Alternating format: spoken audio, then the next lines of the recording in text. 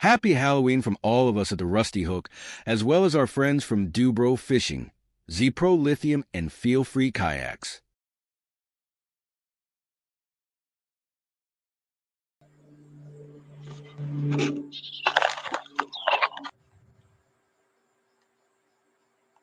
All right, guys, welcome back to the second part of the Rusty Hook Kayak Fishing Podcast.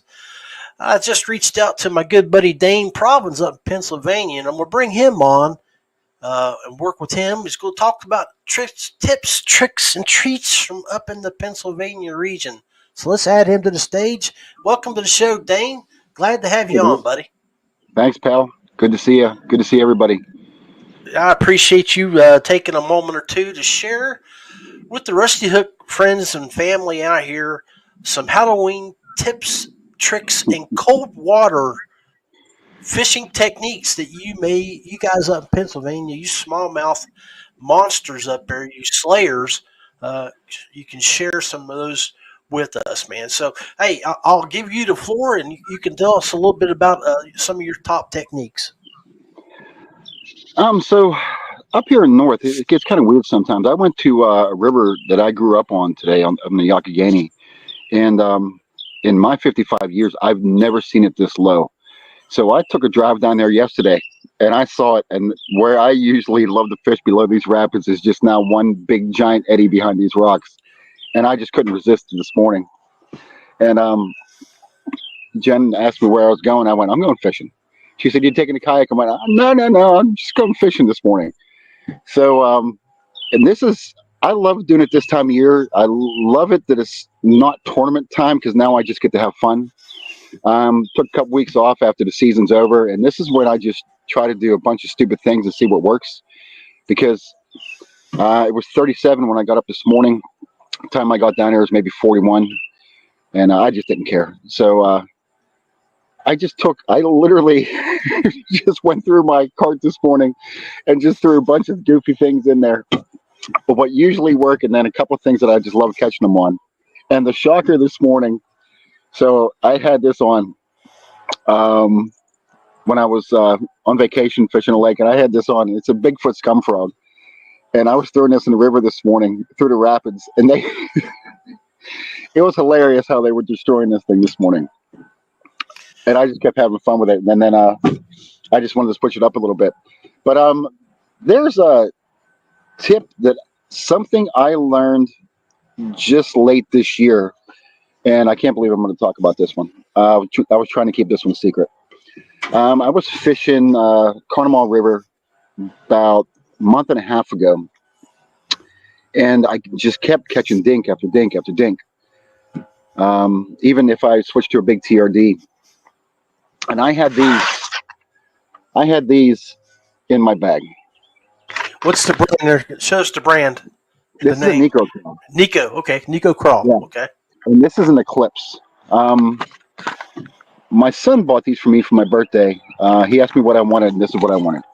And I had 2 packs of these just 2 months ago. And you can see how... Yeah, looks like 3 are missing already. Yeah, I have another one tied on. Still down on my rod. So what I found out with these ones here is a little late, and I didn't see a single crayfish today. But what I found out with these big Nico Crawls, they're a bigger profile, and they're 3.2 inch. And I was catching dink after dink after dink, and then I started throwing this Nico Crawl into this little wolf pack of dinks on the river. So I stood up and I threw it, and I looked, and I was trying to work it past all the small bass, and they were just literally just staring at it. And then I just saw this giant come through, and he's just looking at him going, "What are you guys thinking? And then he just destroyed it. And I was just like, I might have figured something out here. So brought him in, and found another little wolf pack of dinks. I wanted to try it again, cast it past him, brought it back, twitched it a couple times, and they would try to eat it, but I think the bigger profile kind of scared them off a little bit, and then a big one would just come in, because I mean, smaller bass are faster than bigger bass, and they just destroyed it. It was the same thing when you and I were in the Susky. I saved this for a little while, till the end, day of the AOI. I didn't throw them till day 2, but the same thing happened. It was every single cast on this Nico crawl. I don't know what it is about when the crayfish start to disappear, that's what they want.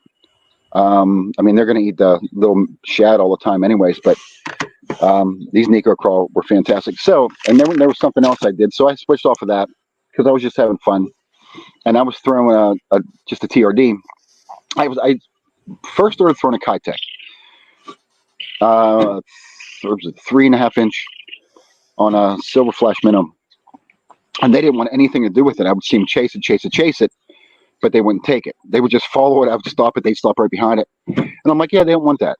I almost slowed it down a little bit. So I threw on a Hot Snakes TRD on a 1-aught on those hooks that I make. And they were doing the same thing. They would follow it in, but they didn't want it. So I switched over to big TRD, same color.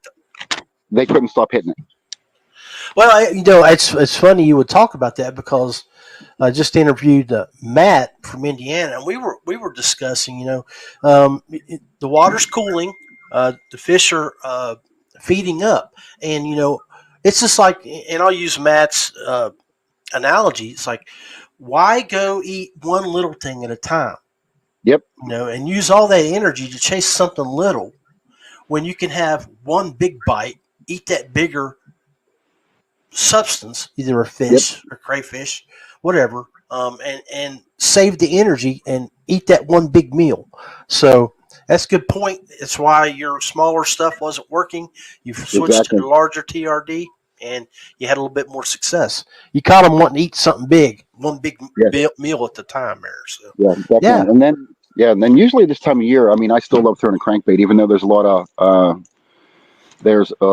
leaves in the water. You just have to get lucky, throw it in the right spot, and not pull something in. But that crankbait bite, and for some reason, this color here, I have one that's a red crawl profile that has the green belly like this. They just can't stay off it this time of year. I don't know what it is. And I'll throw that in, 6.5 feet of water with a 5.5 foot drop. And sometimes I just love it. And I change the hooks out on these every single year. So, well, we know you're a hook guy. I mean, you know your hooks. So, well, I do. But this honestly, this Nico crawl, that is a game changer going into next year, because as you know, I step down as president next year, and I get to fish and concentrate on fishing, for the first time in last 3, 4, 5 years. So yeah. So I'm going to have a really good time, even though as you know, I'm still going to stay with sponsorship, but I've been doing everything else plus sponsorship for years. So it's just one job that I'm going to do, and I'm really going to have fun with sponsorship this year. Excellent. So any for the last few minutes here, the tips, tricks, do you have any tools that you would recommend in the fall that help prepare you to be out on the water better? Oh, so I should have brought it up. So, and I have so many buddies of mine that I use it on the water. I have this one tool and today they were just swallowing it. And when we were on the Susky, they swallowed it every single time. I have that one tool. It's just like a plunger hook that I can get it out. Pretty much, you just pull the TRD up. I mean, that elastic's pretty durable. You pull the elastic up, put that tool down in, and twist it and pull back out. Get that hook right out of there. Get that hook right out every single time. I had a buddy. We were on a yacht a couple years ago, and he calls me and he said, "It's an emergency. I need you." I'm probably a mile upriver from him, and he said, "You got to get down here real quick. I need you." So I go busting my butt to get down there. I mean, I'm thinking he's in distress. No, he had a big smallmouth that swallowed the damn hook that he didn't want to kill. So, and I was on the fish, and I said, "What are you doing?" I said, "I bought you one of these tools." He said, "I forgot it," and I was like, "You SOB." And so he handed it over, and I just did my thing real quick, threw it back at him, and just moved on. That's probably my favorite tool that I have. I always have it on me. Always. Excellent, man. Hey, well, we appreciate you taking 10 minutes out of your time to jump on the Rusty Hook. I'm going to throw you in the background because I believe we just had another buddy of ours pop on. So we're going to get some more tips, tricks, and treats from another gentleman. Stand by, folks, and we'll be right back.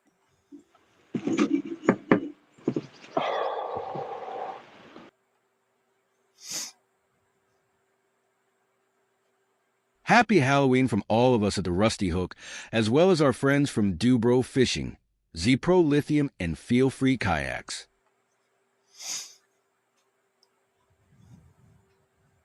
Hey guys, welcome back to the Rusty Hook Kayak Fishing Podcast. I have another excellent angler that we're going to bring on. We just talked to, our first guest was from Indiana. We just talked to a guest from Pennsylvania. Now let's go a little south. And we're going to bring on Josh Diehl from the great state of Georgia and get his tips, tricks, and Halloween treats on how to catch those big southern fish. Welcome to the show, Josh. What's going on, John? Thanks for having me, brother. Hey, man, I appreciate you taking a few moments out of your afternoon to help us record this show and give some of our friends and followers out there from the Rusty Hook a nice trick-or-treat special. You know, give them some tips from an old pro like you who has had one hell of a year. I know you're getting ready to load up and head to Santee for the Tournament of Champions. So give us some of your tricks of the trade from those big largies that you're chasing down there in the swamps of Georgia, and how you're going to use the fall bite that's changed since your last trip to Santee, what you think might be effective for you here in the next few days. Okay, we can jump into that. I mean, I guess on the Santee front, I'm hoping that things are going to be a little bit similar to my last trip. To be honest with you, I think the setup is going to be relatively similar. Fish are going to be in similar positions, and it's going to be about finding where the big girls are at. The interesting thing about here, though, and the home pond, for those that don't know, I fish off of Clark's Hill, and that's the home lake, and it's a blueback herring lake. And so what I do on the home pond isn't necessarily what I do when I run around the rest of the state. There are some staples in my arsenal, and I'll go through a few of those staples, but as I've kind of diversified and fished more the trail, I tend to find myself with a handful of common baits on the table, and I can go through those, one by one, do it however Let's you do like. it. Heck yeah, buddy. This bait has won more tournaments than probably anything else on circuit, and it continues to impress, and that is the Z-Man Jackhammer. This is a more shad color profile. This is what I'm throwing back home. Depending on what part of the country I'm in, depends on what colors I'm throwing. Right. I came from Caddo Lake. I was throwing Golden Shiner at Caddo Lake, and was getting a lot of success on Golden Shiner.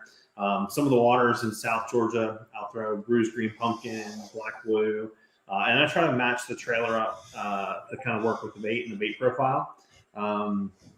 This one has a kamikaze swim on the back of it. That's one of my staple trailers. However, I'm finding myself using Hog Farmer's Spunk Shad quite a bit as well.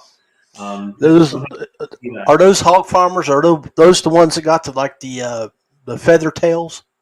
It's just a pintail. Pintail? Okay. It's just a pintail, but it gives a little bit more finesse presentation.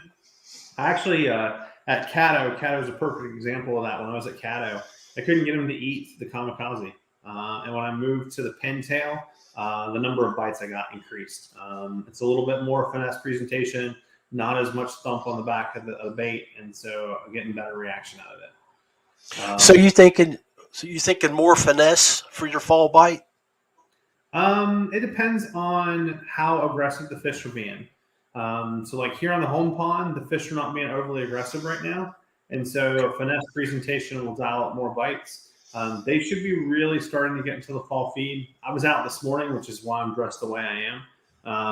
I was out this morning and water temps were still 73 degrees. Oh, wow. So we haven't made the turn. When I was out yesterday, parts of the lake were turning over, actively going through the turnover process.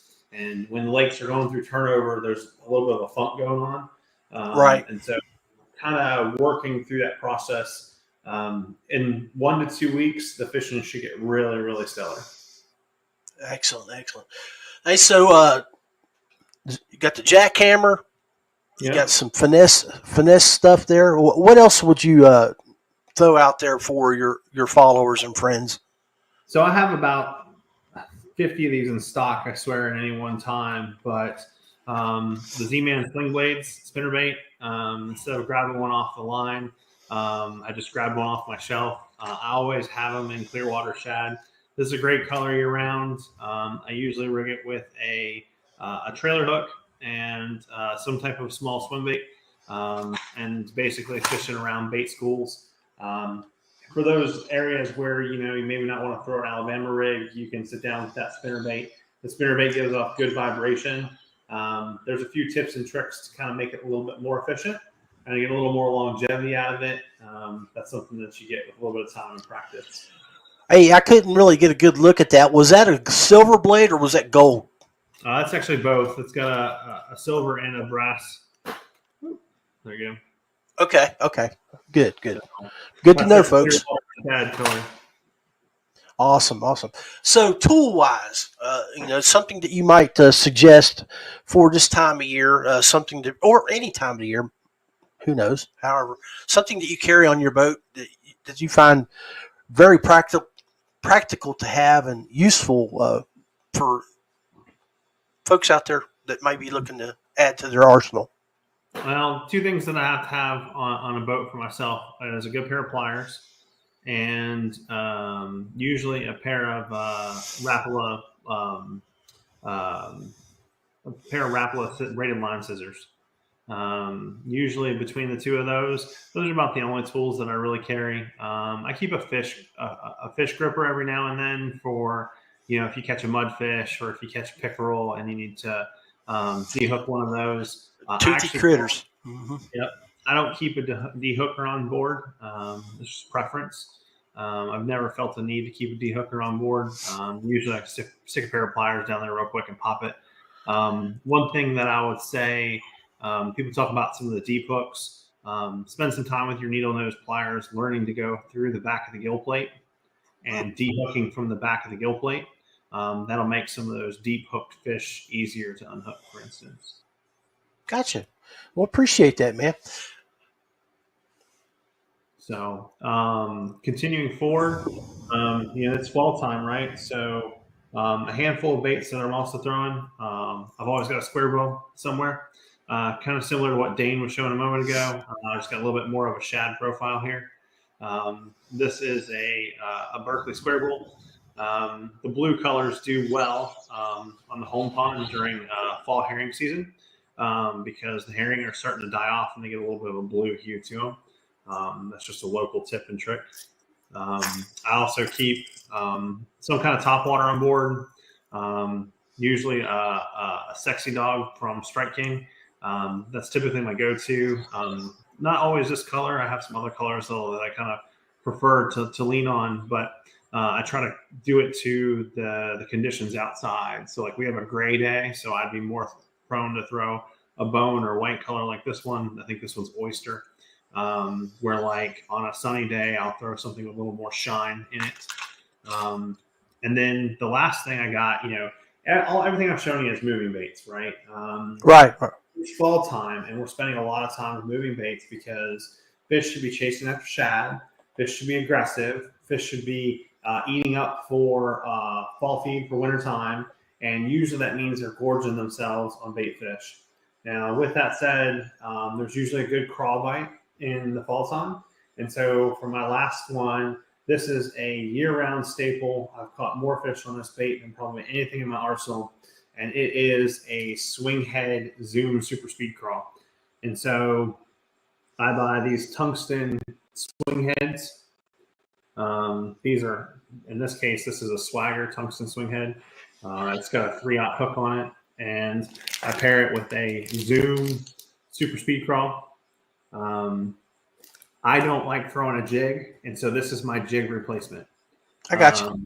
A lot of guys like throwing a jig. I do not like throwing a jig. I have so many issues with hookup ratio with the guard. this has been my adaptation.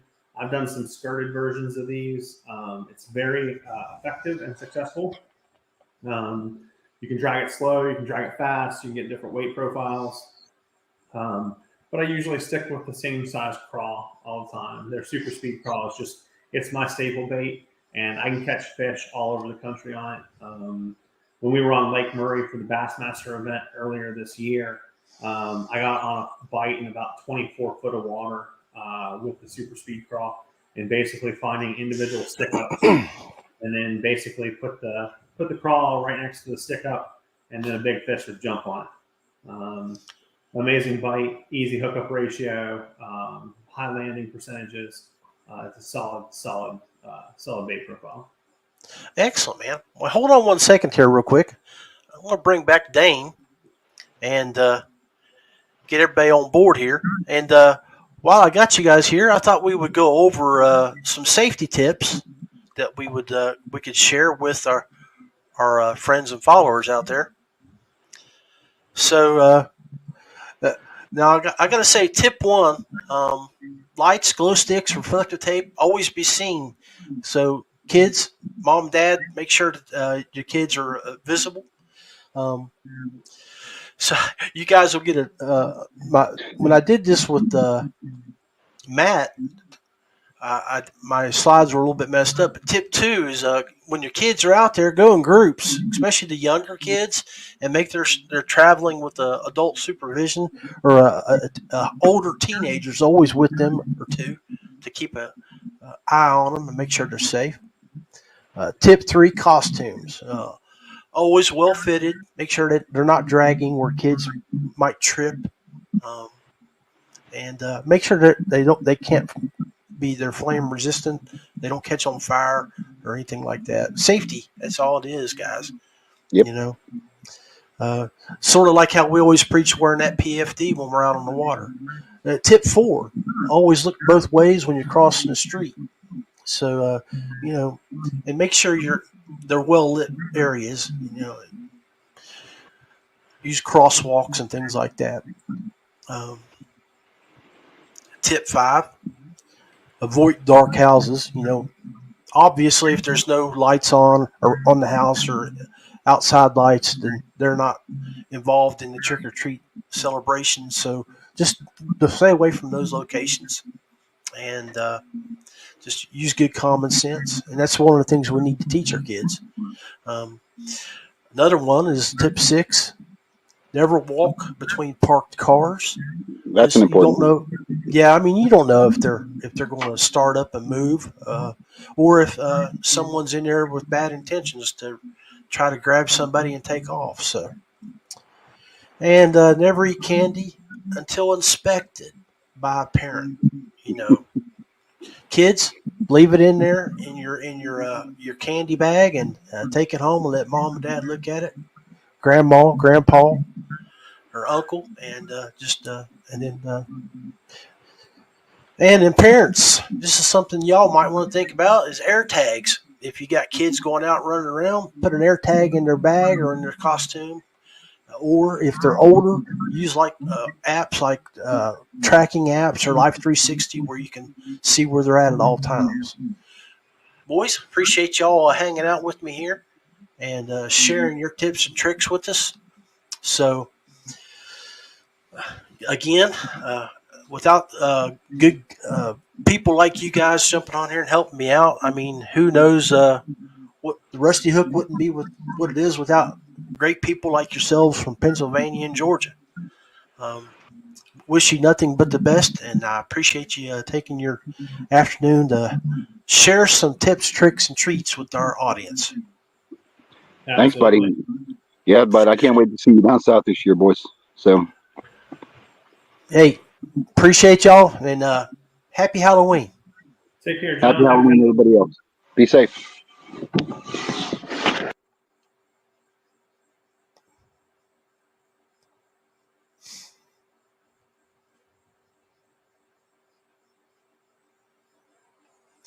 Hey guys, y'all stay tuned. We'll be back more with some other folks here in the near afternoon as we get everybody logged in and get some recordings going on. So make sure you always stay safe, and make sure you check out the second half of the show. Happy Halloween from all of us at the Rusty Hook, as well as our friends from DuBro Fishing, ZPRO Lithium, and Feelfree Kayaks.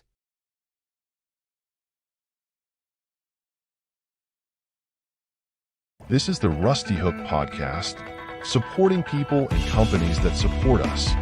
Feelfree Kayaks. Paddle, pedal, or power. Something for everyone. DuBro Fishing. Manufacturer of fishing and marine products for freshwater and saltwater anglers. ZPRO Lithium. High-quality, specifically designed lithium batteries to power your outdoor recreations. Big Lake Bait Company. Texas's #1 custom soft plastics bait maker. You're tuned in to the Rusty Hook Podcast. More than a podcast, but a way of life. From the biggest lakes to the smallest creeks, we are all things kayak fishing. Refresh that drink, turn up the volume, and feel the excitement. It's time for the second half of the show. Live, raw, and unfiltered. Now, let's join the one and only Big Daddy. All right, guys, welcome to Take 3, episode season 4, 35, Halloween trick-or-treat special with my good friends that have been jumping on the show here from all over the nation. So we've had Indiana, we've had Pennsylvania, we've had Georgia, but we have not had a redneck from West Virginia yet. And now I'm going to add to the stage my good buddy, Michael Ridenour. What's up, brother? How are you, brother? Been too long. It's been too long, but you know what? What can I say? I'm just sitting here back here in the man cave, just doing stuff around the house while you're out traveling for 3 weeks, catching fish every day, big bass, and now we're coming up on the end of October, and I want to know those techniques that you were using with that water cooling off. You got that thermocline, that water's flipping, and I'm sure you ran into it maybe a little bit down in Alabama, in Kentucky, in Tennessee, Texas. I need to run that into Texas, but you may have found some cooler pockets of water, and I want to know. And our friends and followers out there would like to hear from you. One of the most successful anglers this year, finished 12th, 13th with the Anglo Deer Bass Nation. Bass Masters. I was sitting 11th going into the final event, and after the dust settled, I finished 19th. 19th, that's right. So but you made the 10 for KBF. Yeah. I mean, you met a lot of personal goals this year. I mean, you killed it. It's been a good season, buddy. Yeah, back in April, you went Coldwater. April, you went down to Diehl and smashed them down there. Yeah. So, man, let's hear a little bit about how you make your time effective in that cold water when the water's chilling off. So, typically in the fall, bass, getting ready for winter, put on that feed bag, start corralling bait, running it up shallow. The bait's already moving shallow. The bass just follow. So I really try to get away from some of that. I'm a big worm guy through the summer, but in the fall, I try to get away from some of that and go more to some shad style patterns or bluegill patterns or whatever the forage may be for the particular lake or river that I'm fishing. But I'm a power fisherman by heart, and I really start to focus on when they start pushing up buzz bait for top water. I try to run a buzz bait around some patchy grass or next to some structure. Unlike a whopper flopper, it's close to weedless, so you can really toss it back in shallow against the bank, against the shore, in those laydowns. And the fish really seem to respond in the fall to that topwater action. Early mornings, midday. I mean, I was finding places in Texas, topwater was on all day long. So yeah, that's a good point that you brought out, because people need to realize that when the water's turning and you got leaves dropping into the water, you got grass dying and it's starting to float, being pushed by current. Top water, you have to go with something that doesn't catch all that. And so, like you said, the whopper plopper. If you can find clean water, yeah, throw it. But if not, that buzz bait does a little bit better because the way it keeps the hook up out of the water a little bit and not catching and dragging all that grass and stuff. So typically in the fall, I kind of reverse some of the things I do in the spring. You know how I am with buzzbait down at Diehl Hollow. That's my go-to in the springs there. Right. And I find that the fall, really, the fish are back in transition, pushing up shallow. So I really just kind of look for the same spots that I would find fish in the spring, again in the fall. Spinnerbait's another big one, probably my favorite lure to throw. The spinnerbait, be it smallmouth, largemouth, they all eat it, and big fish will eat it. So, and you can slow it down. You can burn it depending on how they want it that day. You can slow roll that thing down on bottom, or you can be burning it in the water column. And I really kind of pick apart what those fish are wanting that day. So definitely buzzbait's my number one. Spinnerbait's always tied on. That's my strong backup. And a lot of that's how Fluke Master won the Bassmaster event at Caddo. He was throwing a spinnerbait, nickel spinnerbait, whether he was catching most of his fish on. It's always a staple and always tied on. Always. I don't go anywhere without a spinnerbait tied on. So I don't know anything about that lake down there. Is it one of those lakes that's got full of timber, like a stone wall type setting, or is it just No, it's got some timber, it's got some laydown, it's got a lot of cypress, got a lot of grass lines, be it hydrilla, it's got a lot of it's got a little Sylvania, it's got everything. Okay. Really depends on where you want to fish. It's got some deep pockets and it's got some really, really shallow pockets. So that's the nice thing about Caddo is it is well suited for anybody in their style of fishing. You do your research, you can find your type of water. Yeah. And both lakes were on fire. Free fishing went amazing on both of them. I mean, it was on fire until the cold front rolled through, and then some of my fish moved, and I had to travel a little bit. But that's the game we play. Right. I would say for fall, for people still wanting to cover some water and look for fish, jerkbait. And I'm going to kind of put this in two different categories: a hard jerkbait, Gunnersville for day 2 of the 10 Invitational and the championship. I end up hammering that day of that event, and a lot of my fish were coming on a 110 plus 1 and about 9 feet of water, and I was buzzing it across some grass, ripping it out that came up about 4 feet deep. So jerkbait, even in open water, Caddo, Bistino, jerkbait, you can really slow it down or you can speed it up and really rip it erratically if the water temperature really starts to warm up and they're really reacting to that. But a hard body jerkbait is spring, fall. That's my go-to. Something that's a good suspending. You can pause that thing, let it sit, let them look at it for a minute. And you give that thing a twitch, and they usually come unglued on it. So that's definitely my number 3. I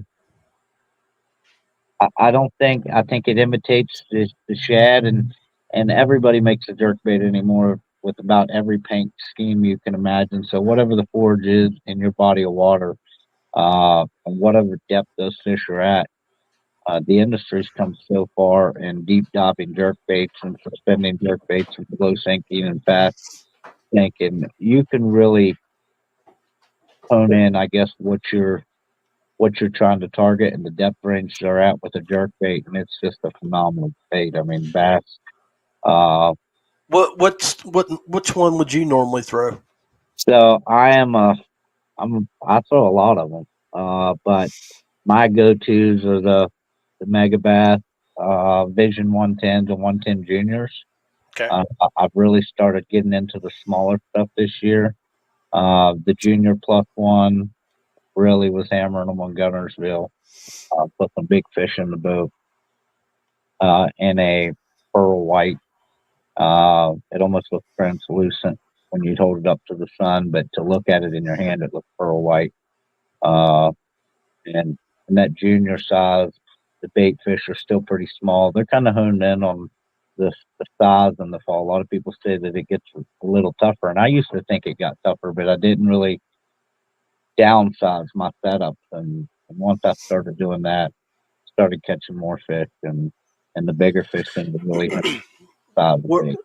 so were they moving off to the points, or were they still running pretty shallow? So they were. You could find them in both. I found my larger schools would be set up in secondary pockets off of Okay. secondary points, um, typically close to shallow water or grass flat, or some type of mud flat even, uh, that had that drop off right in that bend of that secondary point. Is where my larger fish and my larger numbers of fish seem to all stage. And I'd pick some up shallow, really shallow. I'm talking inches of water. They'd be right on the bank. And some were off main lake points, but main lake secondary points or humps seem to be the places I targeted and did well with, especially with that jerk bait. So I got you. Any tools that you like to keep in the boat that we could provide our friends and followers some tips and tricks on? I carry a set of bubble pliers. They have the braid cuts on them. They're a little pricey, but the things they cut everything. They sometimes you wouldn't think that getting a hook out. I don't want to carry something super heavy. They're aluminum. They're pretty light in the hand. And being aluminum, they don't rust, so you never Right. have a sticking issue. So they're super easy to use. They're spring loaded. They don't really flex much as far as when you really got to dig a hook out. So I feel like it allows for a little quicker release of the fish and get them back to the water. So that's one of the one tools I never ever leave home without. And for newer people, so this is something I don't know. Maybe anglers tend to overlook after you do this for a while or you catch a lot of fish. I hear a lot of people talk about struggling even with pliers or something to remove hooks from fish, and I've talked to some and they talk about how they just push and it doesn't come out. But I find that if you take a hook out the same way you put it in, just to grab a hold of that thing, just a quick twitch of your wrist, that quick twitch will release that hook right now. Those fish are out, and I really think it's probably a lot less painless on the fish and a lot less painless on the angler that's sitting there fighting trying to get a hook out, because some of these hooks will bury pretty deep, but a little quick twitch will usually remove it a lot better than just steady hard pressure fighting it. So some of the new anglers watching this, try taking it out the same way you put it in, with that good quick pop, just like you're setting the hook, and you'll find it comes out a lot easier. Right. Hey, man. So I want to, like I've done with the other guys here, this is a Halloween special, and we talk about safety. We always talk about safety on the water, so I thought maybe we could share some safety tips for our viewers when they go out with their kids. So bring up this video file here, and let's go over this here real quick. I'll tell you what, I've narrated. Won't you narrate this here and talk about tip one? Okay. Lights, glow sticks, reflective tape. Always be seen. Oh, okay. Okay. So Yeah, tip man. one: lights, glow sticks, reflective tape. Always be seen. If you spend very much time in a kayak or a boat, doesn't really matter, but especially in the kayak side of the industry, our side of the industry. Foggy mornings, be it summer, especially in the spring and fall, though. Man, I misled you. We're talking about trick or treating with kids. No. Well, okay. I don't think we were going to wear costumes. You might want to edit that out. No, we're going to keep that. That might make for some comedy relief or get people to watch. Right. Tip 3, guys, costumes. Make sure they're well fitted and flame resistant because we don't want to burn up like Michael just did. Yeah. But that's my fault. I misled you. And tip 4, look both ways when you cross the street. Or, safety. Safety priority. Michael's never going to let me down. Live this down. Tip 5, dark houses. Avoid them because they're not involved in trick-or-treating, kids. They're not providing candies or treats. Don't get tricked. Stay in well-lit areas that you know. Yeah. Go to familiar areas. Don't trick-or-treat in unfamiliar areas, and always stay to the well-lit streets. Yeah, and like that, well-lit streets. Don't walk between parked cars. You don't know if they're going to start moving on you, or there's someone in there that might snatch and grab you, or do have bad intent. So, they'll definitely throw Michael back out of the car.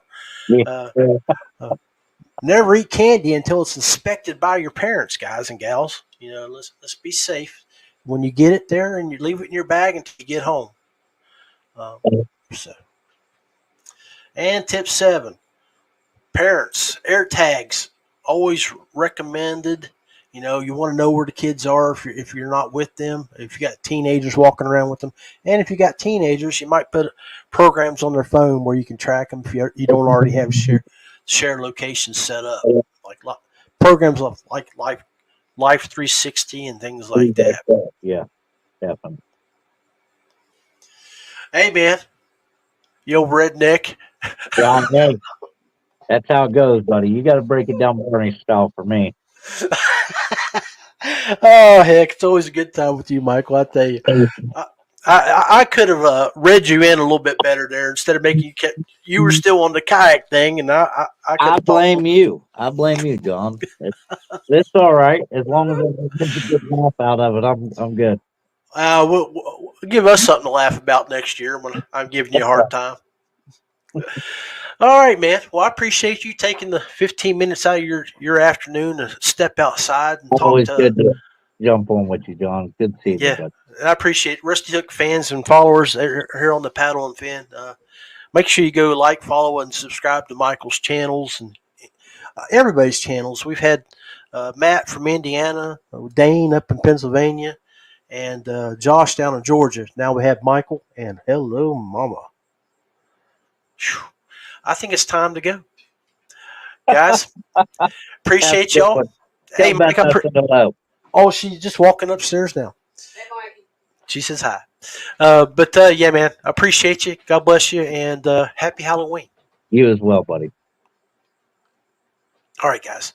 We'll let Michael roll, and we'll be right back with more. I think I have one more interview that we're going to add to this show, and then we're going to wrap it up. So stick around and see what happens. Happy Halloween from all of us at the Rusty Hook, as well as our friends from DuBro Fishing, ZPRO Lithium, and Feelfree Kayaks.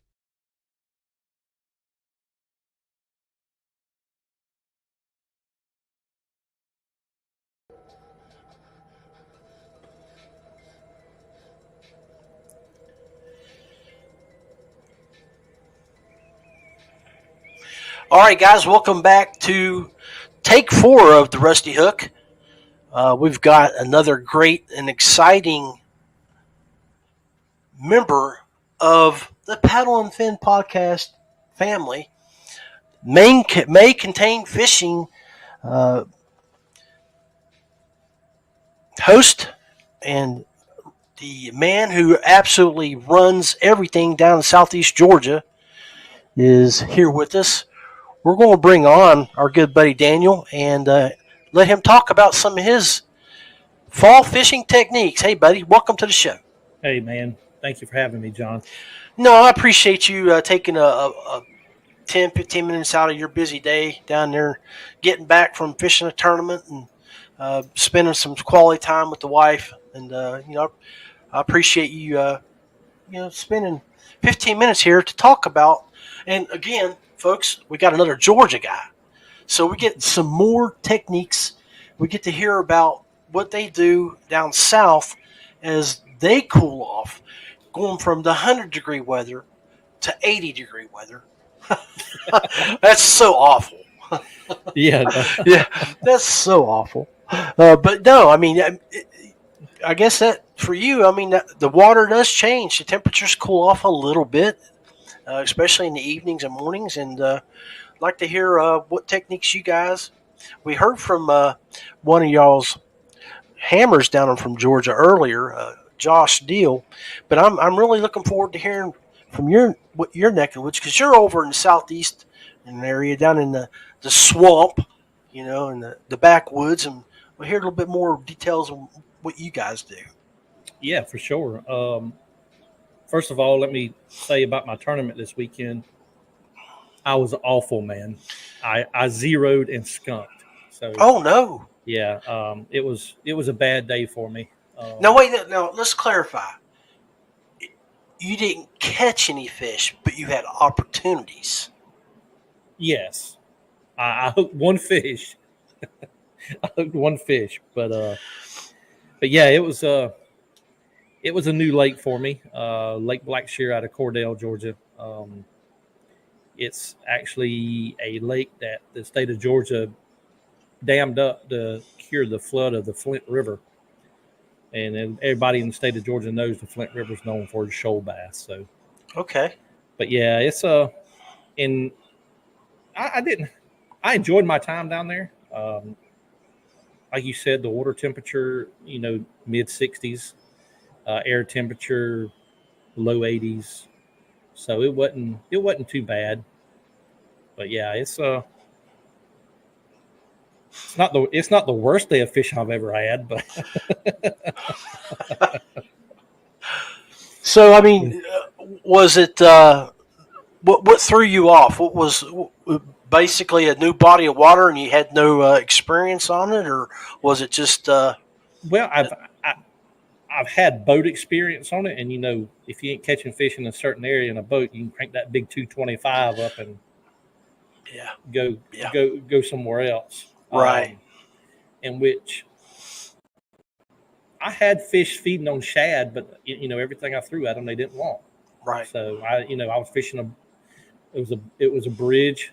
I had 3 sections on the bridge, and they were enjoying their supper, but I wasn't enjoying catching no fish. But I threw everything from shad colored baits to lipless crankbaits to weightless flukes, shaky heads, everything. It was just a disaster for me, but I enjoyed my time there. It's always good to be on the water. Well, your tournaments are hard. I mean, because you didn't get a chance to pre-fish. You went in cold. You had to go. You went on basic knowledge from past experiences, and sometimes if you don't get a chance to go in and test those theories, you can have a bad day like you did. So, but when you're out regularly fishing, what are your go-to baits this time of year? To start out, John, I would have to say a fluke, just because the fish are feeding up on, for their winter fat and bait fish. It depends. Down here in South Georgia, we have a lot of dark water. So anything that's in, I would say, a black to blue, silver flake, red flake. I'm actually got one in my hand right now. Oh, what you got? Yeah. So this is a custom pour fluke. I call this the Ogeechee River color, but it's just this is a larger fluke. So It looks like a charcoalish green with the. no, it's actually a purple. Okay. It's actually a purple with I see blue, silver, and red flake. yeah, it's so the silver flake in this dark water down here kind of gives it the shimmer. So that's one of my go-tos for this type fall fishing. As we, in South Georgia, we don't have a true fall or a true winter. So it's not like fishing in West Virginia where you have to beat the ice off your rod tips. Speaking of which, do you guys have really a slowdown? Do they ever really stop feeding down there and eating up, or do they just take a break like we do up here, or they year round hammers? No, it's nothing like. I think the fish, the water temperatures, especially when you have a consistent, I say mid 50s to mid 40s range type nights. If you have that down here in Southeast Georgia, it shuts the fishing down. So you really have to, now you got to finesse them rather than power fishing. Yeah. So I do throw a Ned rig, but it's not my go-to in the wintertime. It's just something I picked up I think last year. Most of the time I went to a Ned rig and really slowed down and just kind of picked places apart. But other than that, I throw a shaky head a lot this time of year. It just being a slow type fishing, if you get, and I throw it on I throw a bigger shaky head, which is made by Z-Man, a SMH head. It was designed by Brian Latimer. Let me take this Dewey bait, shake and bake off for a minute so you can actually see so it's not like a true traditional shaky head. Brian designed this, and I had to sit down with him and talk to him about this because I really wanted to know the concept behind this when I was buying them. But on a shaky head, like old spot remover, it has that flat spot, and when the bass go to bite this SMH head, if they get that whole thing, it's not blowing their mouth out, so you get a better hook set. So he designed this head is kind of, I would say, it's kind of more round, but he's sponsored by Z-Man, so he really throws the Z-Man stuff on this stuff. So, but I choose a Dewey shake and bake worm, the dark color, right? And I've had I sent y'all some fish in the group chat that I caught the other day. Yeah, and they were actually chewing this thing, man. They were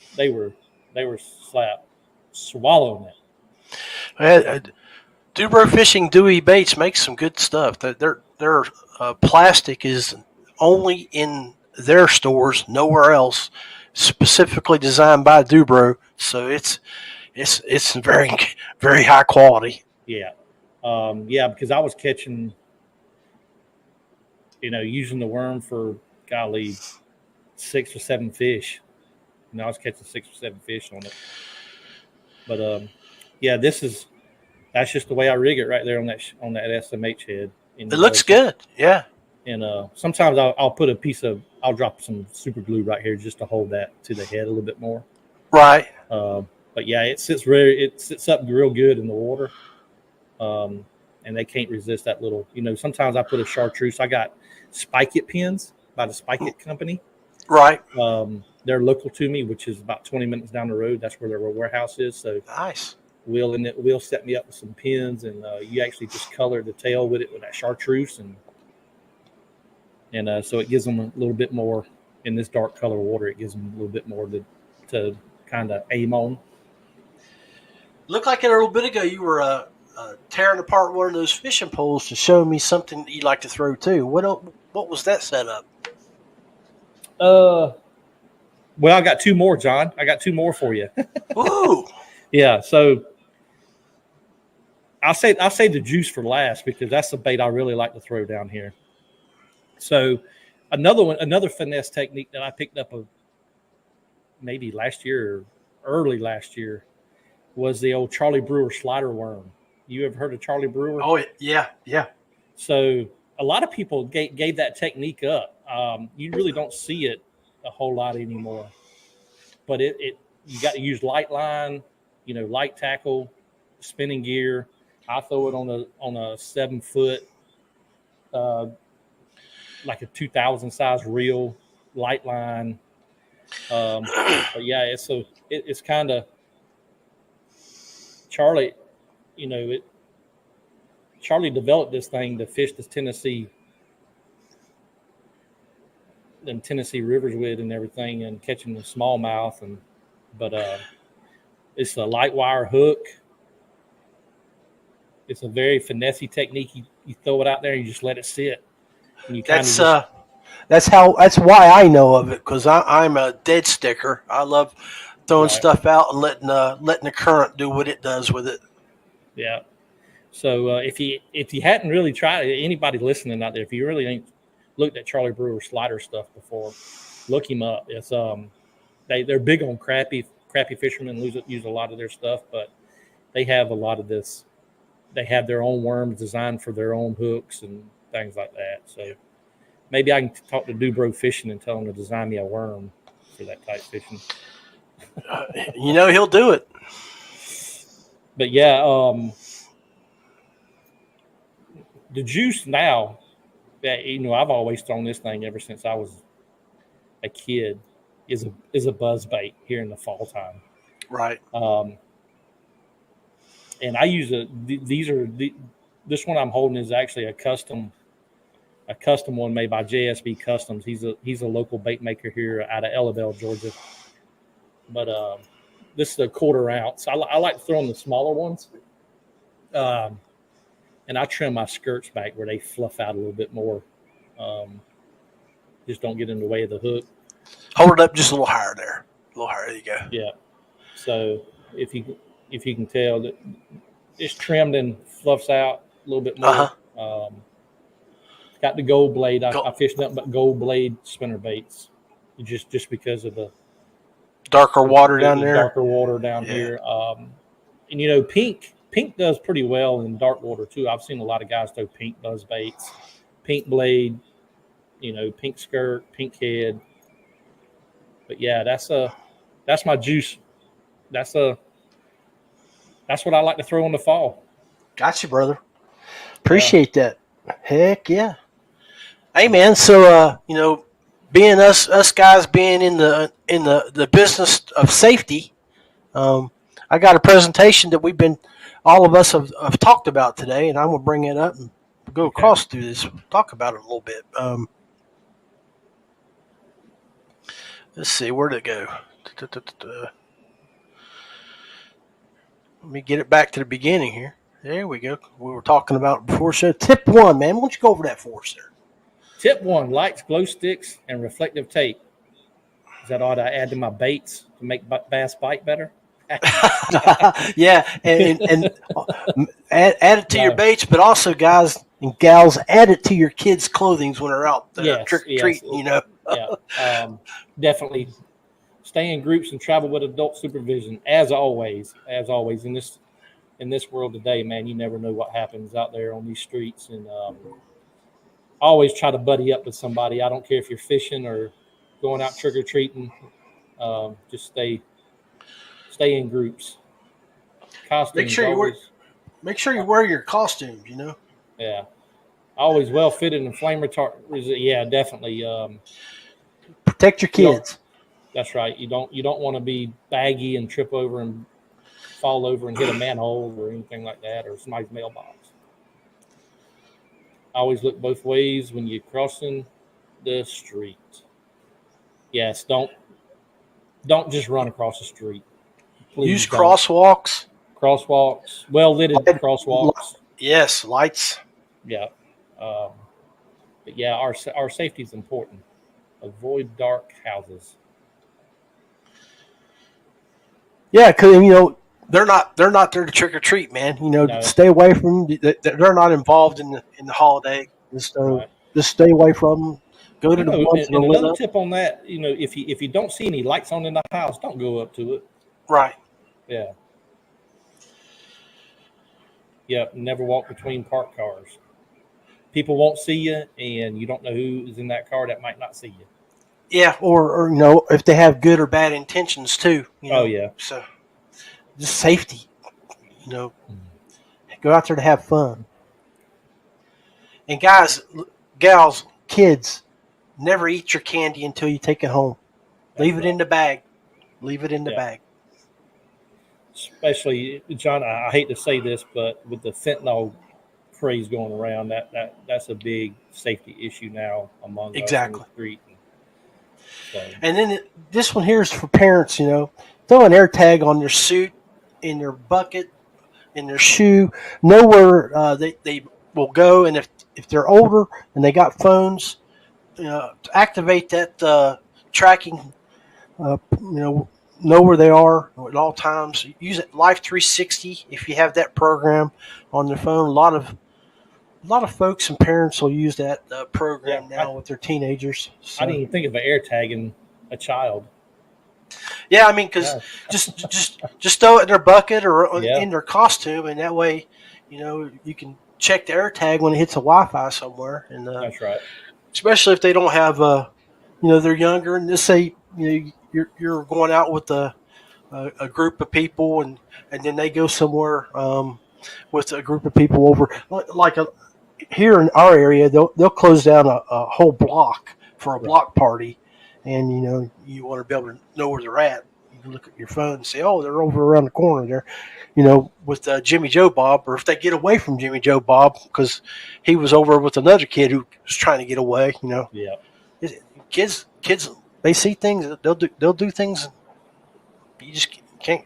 They're unpredictable. That's it. Hey, man, I really appreciate you taking 20 minutes to hang out with us, talking about your fall tips or tricks for our audio and visual guests here on the Paddle and Fin, the May Contain, and the Rusty Hook. Be blessed, and happy Halloween.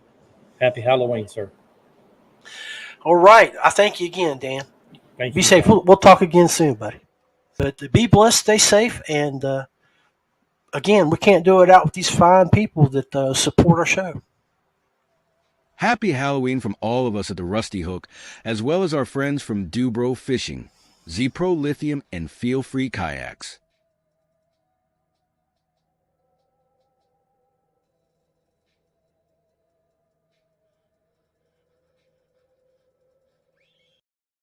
Thanks for tuning in on the Rusty Hook podcast. Make sure you like, share, subscribe, and follow our channels to catch our next episodes, as well as check out past shows. You can find us on Facebook at Rusty Hook Podcast or on YouTube at WV Rapp. Always stay safe on the water and always wear your PFD.